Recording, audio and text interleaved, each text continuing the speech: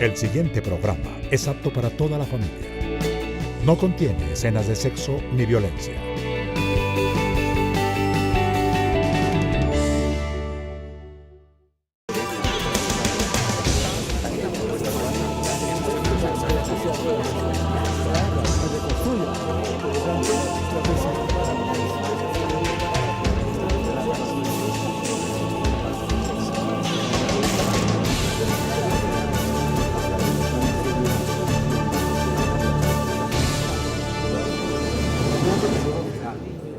Para entrar en la familia multimillonaria de la OCDE, Colombia piensa darle más beneficios a las multinacionales y grandes conglomerados nacionales con menos impuestos, salarios bajos, edades más altas para llegar a la anhelada pensión, reforma agraria en favor del mercado, más IVA para el pueblo, más cotización de salud por parte de los trabajadores y en general menos garantías para la gente. El ideal de la OCDE es que Colombia tenga un Estado más pequeño, le entregue los derechos de la población a las corporaciones, cuyos efectos se han visto en los malos manejos de las EPS y los fondos privados de pensiones, que cuando pierden trasladan sus quiebras a los ahorradores, y una educación que abandone la visión integral y se dedique a formar capital humano, fuerza laboral barata y consumidores a gran escala que se endeuden toda la vida sin poder disfrutar de retiro y descanso. Colombia se apresta a cumplir estas órdenes sin tener en cuenta que México, desde que las aplica, ha incrementado la pobreza, disminuido garantías y aumentado la incertidumbre de la población.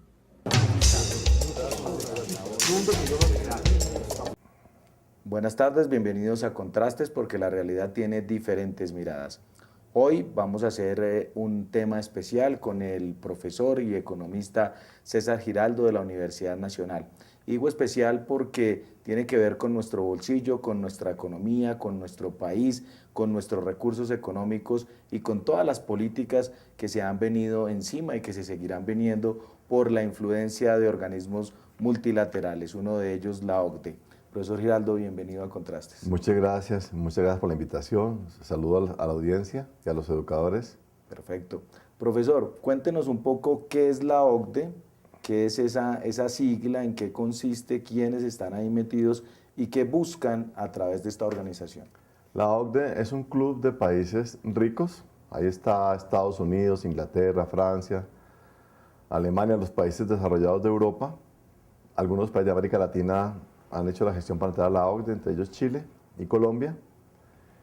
La OCDE, pues para pertenecer a la OCDE, los países deben adoptar una serie de políticas y prácticas económicas que constituyen, digamos, las prácticas de los países desarrollados, sobre el supuesto de que los países desarrollados son los que tienen las buenas prácticas y los otros países deben copiar esas prácticas. Perfecto. Colombia quiere, como usted ya lo mencionó, desde mayo del 2013, entrar a este club de países. ¿Por qué Colombia quiere parecerse a ellos? ¿Por qué no busca una realidad más cercana en Sudamérica, por ejemplo, en los países más cercanos y un proyecto propio y busca copiar estas políticas económicas? La dirigencia política y económica colombiana siempre ha querido, digamos, parecerse a los países centrales, tipo Estados Unidos, y los países europeos. Y Colombia, pues su política económica ha sido la promoción de TLCs con este tipo de economías y ahora entrar a la OCDE.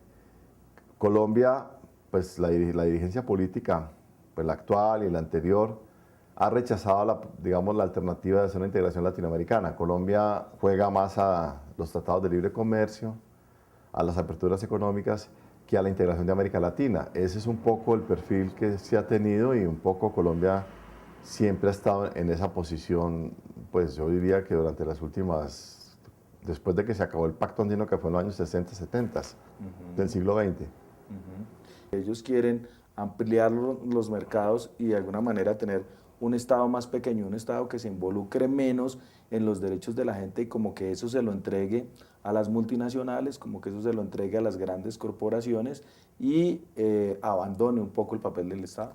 Sí, hay un discurso muy desde el capital, desde los empresarios, al interior de los organismos que regulan la OCDE, en el cual son, digamos, muy proclives al desmonte de la intervención del Estado, son muy proclives a la mercantilización del tema de la educación, son muy proclives a la flexibilización del contrato laboral, aunque también reconoce el mismo informe de la OCDE que en Colombia hay mucha inestabilidad laboral, individual, pero hay mucha estabilidad en lo colectivo y hay mucho trabajo temporario.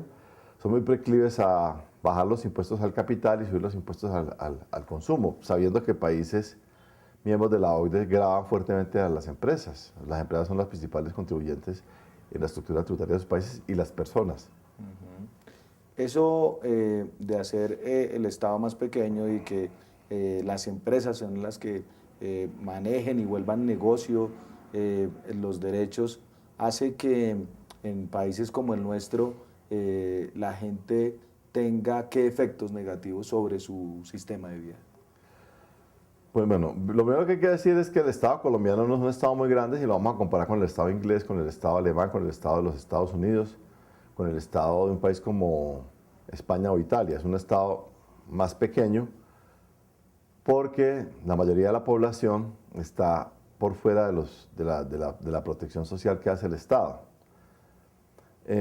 Claro, nosotros tenemos una sociedad muy distinta.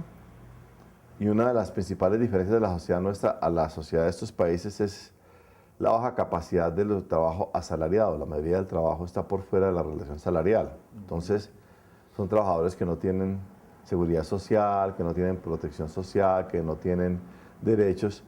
Y nosotros estamos haciendo un diagnóstico como si fuéramos Dinamarca, y somos Cundinamarca. Y un poco esos diagnósticos por fuera de tiempo y lugar y contextos históricos, pues tienen distintas lecturas y en el caso nuestro resulta un poco ridículo pedir menos intervención del Estado cuando necesita más intervención del Estado. Ridículo cuando se pide más flexibilización laboral cuando se tiene mucha flexibilización laboral y poco trabajo asalariado. Ridículo cuando se critican los sistemas públicos de educación cuando en realidad los sistemas públicos de educación aquí son muy débiles. Ridículos cuando se critican los altos impuestos a las empresas, cuando aquí la base tributaria está en el consumo, el consumo, el IVA, el gasto de los consumidores. Entonces son diagnósticos que no tienen en cuenta las realidades de un país de estos. Entonces se repiten de país a país y se repiten las fórmulas como si las fórmulas fueran únicas. Y entonces eso tiene unas consecuencias pues, muy delicadas sobre la calidad de vida de la población colombiana. Ellos precisamente ahí le recomiendan al Estado, por ejemplo, mejorar las infraestructuras del transporte, hacer como una verificación o unos inventarios bastante rigurosos de las tierras en el país para entrar a grabarlas con mayor fuerza. Esos desarrollos que ellos piden allí estarían beneficiando, digamos, a empresas de esos países. Digamos, el desarrollo del transporte, uno no va a negar que Colombia tiene un atraso en infraestructura en transporte. La pregunta es, como tú estás diciendo, eso está haciendo en las famosas alianzas público-privadas y quién se está beneficiando de eso. Y además que solo se está usando el transporte por carretera cuando existen, por ejemplo, el transporte por tren, que es mucho más económico. En el caso del sector agropecuario, también uno podría decir que es claro que el sector terrateniente no paga impuestos. Pero lo que el informe dice es que la principal causa de la desigualdad económica en Colombia es la mala distribución de la educación, no la mala distribución de la tierra, en un país donde tenemos un conflicto armado por el tema de la tenencia de la tierra, y eso no se menciona para nada en el informe. Entonces ese informe repite una fórmula que es el tema del discurso de la educación, de la OCDE, del Banco Mundial, de PISA, de hacer una educación, digamos, más orientada hacia el trabajo, atacar la educación académica, y un poco echándole la culpa a la educación de la desigualdad que existe en estos países, sin tener en cuenta la desigualdad en la concentración del capital y la desigualdad en la concentración de la tierra. Perfecto. Te le pido que hagamos una pausita y ya regresamos porque aquí hay más recomendaciones que tenemos que tener en cuenta porque el gobierno seguramente las irá aplicando a través de diversos proyectos como el Plan de Desarrollo.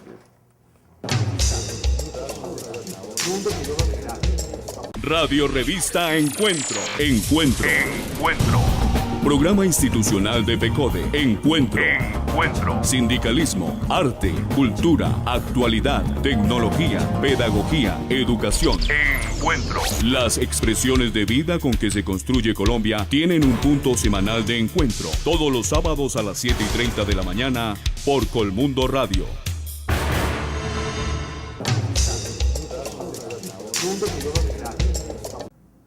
Retomamos la conversación con el profesor César Giraldo. Usted decía ahorita que ellos hablan de mejorar, por ejemplo, cobertura en la educación preescolar, incluso hablan de la educación terciaria, etcétera. Sin embargo, ellos también tienen unas recomendaciones de que el gobierno revise qué se debe privatizar, de que el gobierno revise qué tanta formación se le da a la gente, qué tantas competencias, dicen ellos, le entregan a la gente para mejorar de alguna manera su formación, pero no hablan nunca de esa realización del ser humano en el arte, de la realización del ser humano en lo científico, de la realización del ser humano en el movimiento, el cuerpo, etcétera, sino que es bastante restringido. Sí, ellos primero hablan de las alianzas público-privadas. Segundo, hablan de la educación pertinente, y la educación pertinente es la vinculación de la educación al mundo del trabajo, al mundo productivo. Sí. Tercero, hablan de educación de tercer nivel, en donde, digamos, no hacen una diferenciación entre la formación académica universitaria y la formación Laboral. Tecnológica, laboral. Ellos mencionan que estamos en la sociedad del conocimiento, Sí. donde el conocimiento está cambiando de manera muy rápidamente, y entonces lo que tiene que hacer el sistema educativo es formar personas para que vayan aprendiendo nuevas técnicas, nuevos oficios, en la medida en que, si su oficio ya no es pertinente en el mundo productivo, se puedan fácilmente capacitar para vincularse a otro tipo de actividad productiva, es lo que llaman ellos la empleabilidad, Sí. el tema de la empleabilidad. Y entonces ahí mezclan con el discurso de las competencias, educación académica con educación técnica, sin que uno vaya a decir que la una es más importante que la otra. Las dos son muy importantes, pero que obviamente lo que eso implicaría es acabar con la formación académica en el tema de la educación.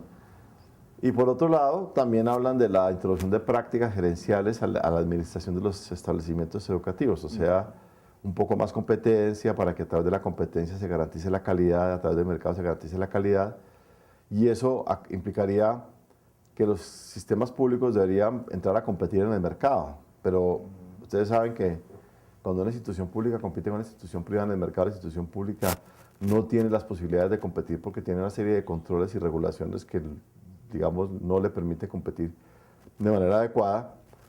Y todo eso lleva pues a un discurso educativo, tanto en el autofinanciamiento de la educación y la privatización de la educación, que,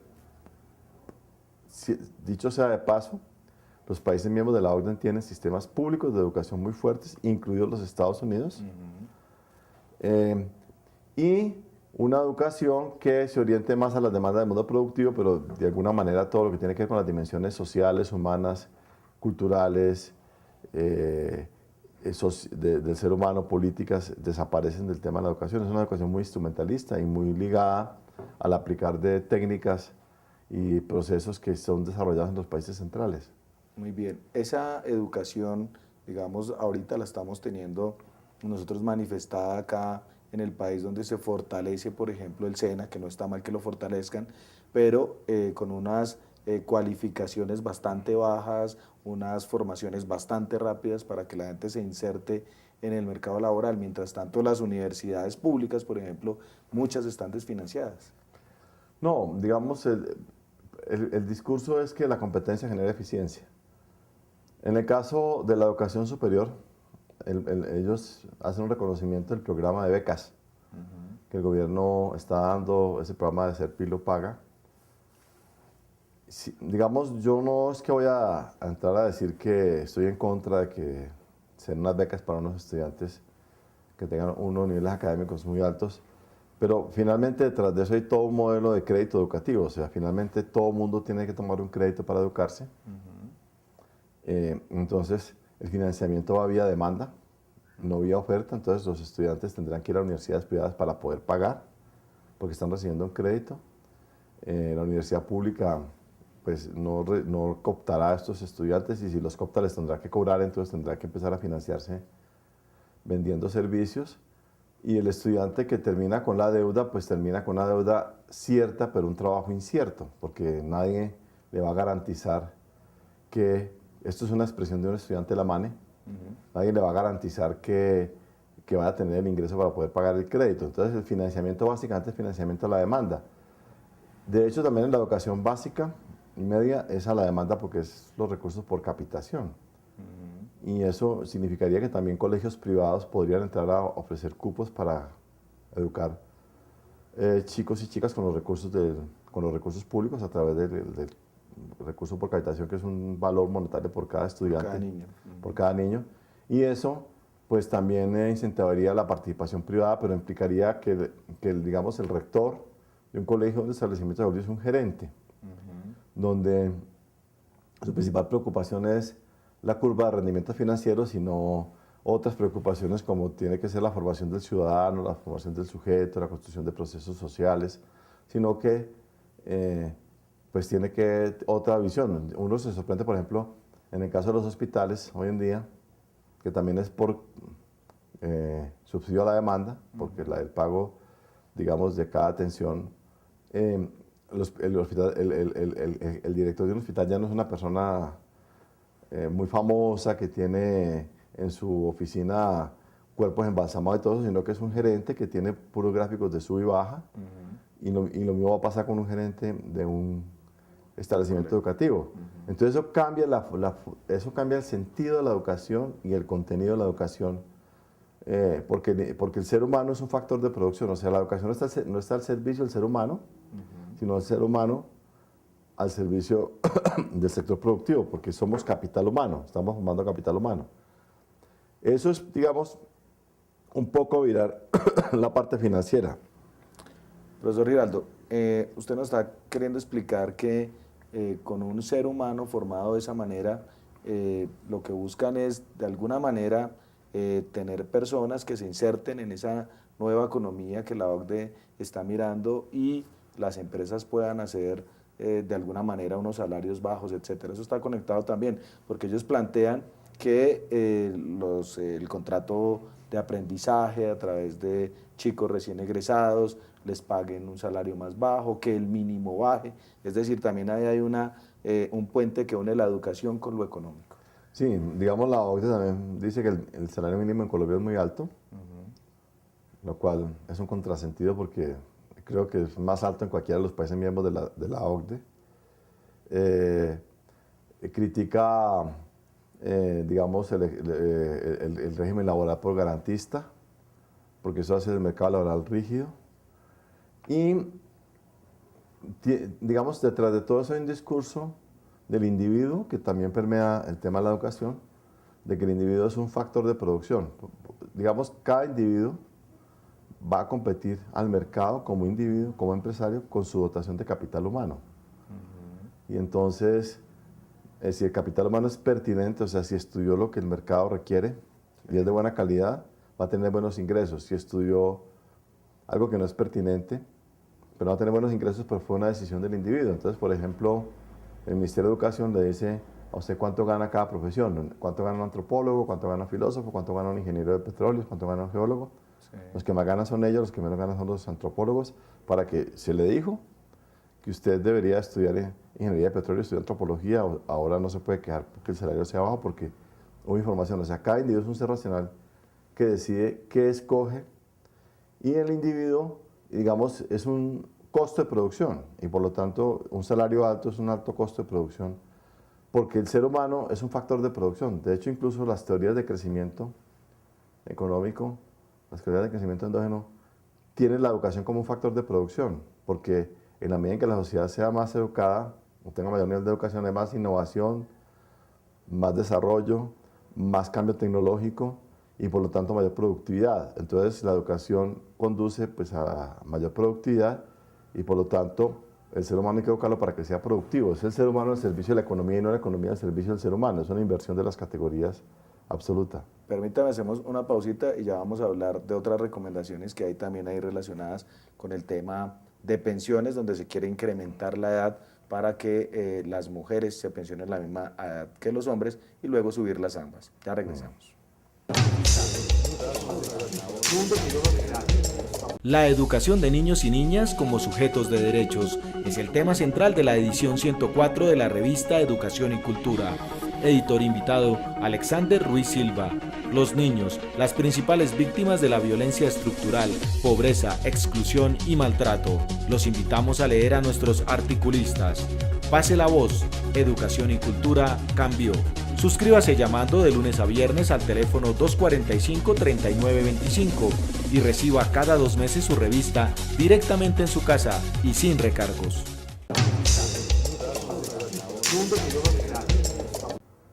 Seguimos a esta hora nuestra charla con el profesor César Giraldo.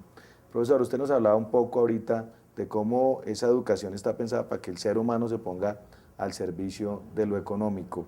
La idea es, si pensamos en un ser humano así, tendría que, como usted decía, pasar de una formación a otra, mutar para poder tener trabajo, estabilidad, poder pagar los aportes a la pensión, etcétera. Ahorita están diciendo ellos, hay que incrementar la edad para jubilarse, pero la gente cuando se jubila, si no hay estabilidad laboral, si tiene que mutar de un lado hacia otro, si no tiene realmente un sistema que le permita ahorrar y luego pensionarse por el resto de la vida.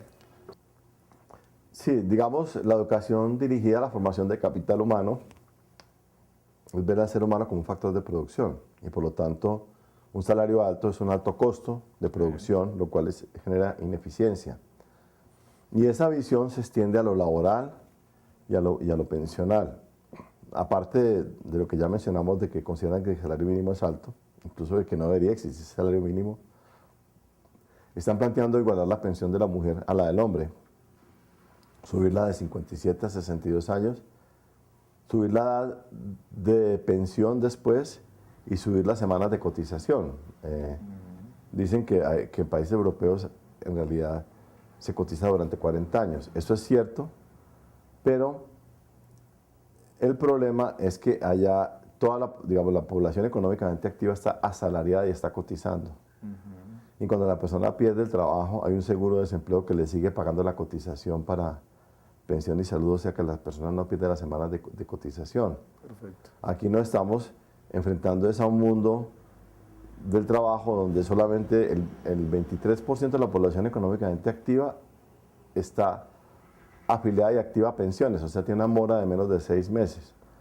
Si ese es el criterio para definir la informalidad, estaríamos viendo que el 73% o 77% de la población es informal, o sea, no cotiza a pensión y salud. Puede que cotice salud, pero no a pensión. Sí. Aquí la solución del problema pensional y del problema del financiamiento de la seguridad social, la protección social, es salarizando. En la medida en que todo el mundo tenga un contrato laboral con prestaciones sociales y con cotización, pues es multiplicar por 5 o por 4 los ingresos de la seguridad social y no es flexibilizando porque es aumentando la informalidad. Ellos están un poco con el argumento de que a medida que se flexibiliza hay menos informalidad porque hay menos rigidez en el mundo del trabajo, pero si uno mira la historia desde 1990, cuando se expidió la ley 50, se viene flexibilizando el código laboral y la informalidad ha venido creciendo y permanece en niveles muy altos y esa es la razón por la cual la gente no cotiza pensión. Pero ellos también hablan ahí incluso de que haya empleo para las personas, para los adultos mayores, por ejemplo, trabajen durante más tiempo.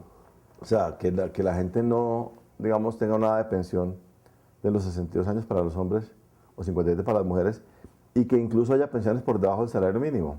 En Colombia hay una cosa que llaman los BEP, Beneficios Económicos Periódicos, que es un mecanismo mediante el cual la persona puede recibir una remuneración por debajo del salario mínimo si cotiza. Eso en el fondo es una pensión por debajo del salario mínimo y eso es inconstitucional, sino que lo llaman con otro nombre, lo llaman beneficios económicos periódicos. Yo pienso que ahí poco a poco a la gente le han ido haciendo, digamos, trampa, porque ya le dicen usted cotice por debajo del mínimo y tendrá una pensión por debajo del mínimo, lo cual no puede, según la Constitución, existir, pero lo llaman con otro nombre. Y La OCDE está pidiendo pensiones por debajo del salario mínimo porque dice que es infinanciable las pensiones con salario mínimo. Pero hay algo ahí que no cuadra y es si vamos a tener una educación paupérrima, unos ingresos paupérrimos, también ellos proponen bajarle los impuestos a los empresarios para que generen más empleo. Aquí en Colombia ya eso no se ha dado. ¿Cómo vamos supuestamente con todo ese modelo, tener gente que realmente llegue a la pensión? Eso no se va a dar nunca. La gente no se va a pensionar. Digamos, solamente el 23% de la población económicamente activa está activa en pensiones. La cotización promedio en Colombia es 3 meses al año, pero hay gente que cotiza los 12 meses efectivamente, hay gente que cotiza una vez cada 2 o 3 años. O sea que en realidad mucha gente no se va a pensionar en Colombia. Los jóvenes piensan que ese tema no es con ellos porque ellos pues están jóvenes y ellos saben que no se van a pensionar, pero ellos sí van a llegar a viejos. Y cuando lleguen a viejos además va a haber una transición demográfica, o sea, cuando los jóvenes de hoy sean viejos, va a haber más población vieja que población joven, o sea, va a haber un problema de financiamiento de la seguridad social porque la pirámide está invertida. Ya se invirtió en Europa, o sea, ya en Europa ya hay población adulta mayor que población joven. Lo que pasa es que en Europa el inmigrante va haciendo la dinámica para cotizar, pero aquí esa transición demográfica se está dando, la tasa de natalidad ya es más baja, digamos, se está teniendo 1.9 hijos por mujer cuando la tasa de reemplazo es 2.1 para poder mantener la población constante, o sea que ya vamos a llegar a un punto en donde la población empiece a disminuir. En Colombia nosotros somos un país que expulsa población, no atrae población, y donde la relación entre población joven y población de mayoría edad cambie. Ese problema es un problema de los jóvenes de hoy. Y la única manera es salarizando. Cuando ellos también proponen, por ejemplo, que el sistema pensional se masifique con esto de los fondos privados de pensiones y que lo que es público, que funciona por pilares y a usted lo pensionan hasta que usted fallezca, en cambio el otro hasta que se le acabe el ahorro y listo, sea el que mande el mercado. ¿Usted está de acuerdo con esa posición? Ellos ahí en el informe, digamos, no es que digan de frente que el sistema público hay que acabarlo, porque los países miembros de la OCDE, la mayoría tienen sistemas públicos de pensiones, no Estados Unidos, pero los demás sí. Pero cuando uno lee con detalle, ellos plantean que los fondos privados de pensiones pueden ser la fuente de financiación más importante de la construcción de infraestructura en Colombia. O sea que implícitamente lo que están diciendo es que hay que fortalecer los fondos privados de pensiones, que es la privatización de las pensiones. La gente que está en un fondo privado de pensiones está colocando su plata para que se la administre un grupo económico, el Grupo Aval, el Grupo Empresarial Antioqueño, el BBVA. De los 16 o 18 puntos que coloca, solo 11.5 puntos son ahorrados. Y eso está dependiendo de la evolución de los mercados de capitales. O sea, si los mercados de capitales les va bien, a la gente le iría bien. Si le va mal, le iría mal. Pero en un horizonte de 25 o 30 años, ¿quién no prevé una crisis financiera? Y la gente que está empezando a sacar la pensión con los fondos privados de pensiones, está sacando unas pensiones muy bajitas. A la gente la están engañando. Le agradecemos mucho su presencia hoy en Contrastes. Muchas gracias por la invitación y que tengan un buen día. Muchas gracias. A ustedes los esperamos nuevamente en 8 días aquí en Contrastes con otro tema que seguramente tiene que ver con nuestra vida para que lo reflexionemos, pensemos y obviamente también nos proyectemos para cambiar cosas. Muchas gracias.